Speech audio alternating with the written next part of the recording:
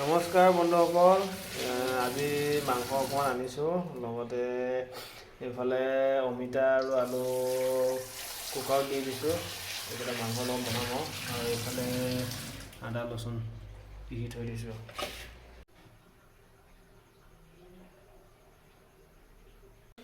এইফালে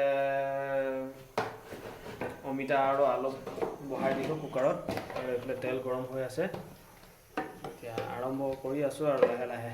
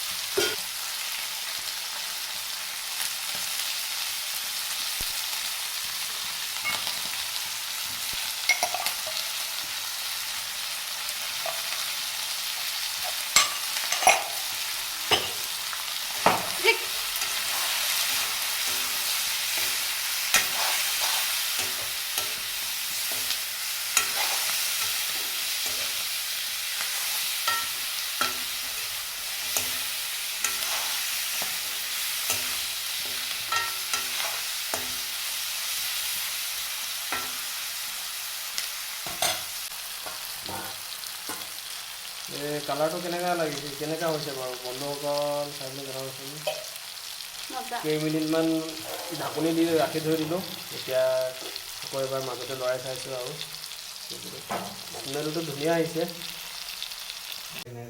এফালে বিলাহী কাটি আছে, বিলাহী ৰেডি কৰি আছে, আৰু এইফালে মাংস ভাজি আছে। এইফালে এয়া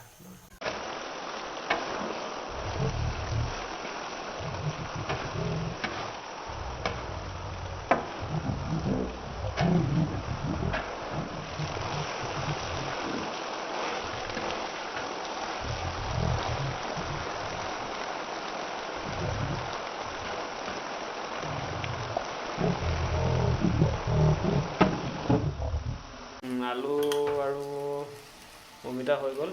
এয়া আলু আৰু অমিতা লগাই দিছে, এইটো ধুনীয়াকৈ সিজিলে চাগে আলু আৰু অমিতাটো। বাকী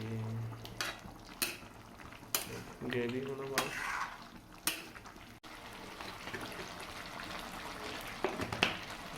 জলকীয়া গুড়ি লগাইছে।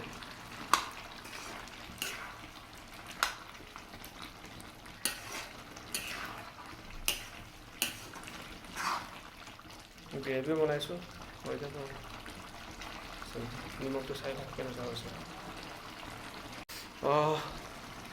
হৈছেগৈ আৰু লাষ্ট। এতিয়া ধনিয়া দিব লাগে, আৰু কিন্তু ধনিয়া লগাই দিছে। হৈ যাব।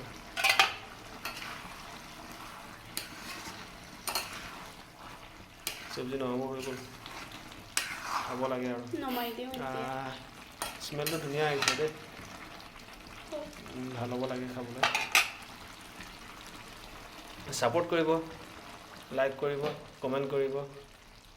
থেংক ইউ বন্ধুসকল। খাবলৈ বহিছোঁ আৰু এয়া এইফালে পিঁয়াজ, মাছ, তাৰপিছত লগতে আৰু এইফালে মাংস, চব্জি, আচাৰ। আজি এনেকৈ খাওঁ আৰু ডিনাৰটো। Thank U. লাইক কৰিব দেই, চবকে ৰিকুৱেষ্ট কৰিছোঁ আৰু ছাপোৰ্ট কৰিব।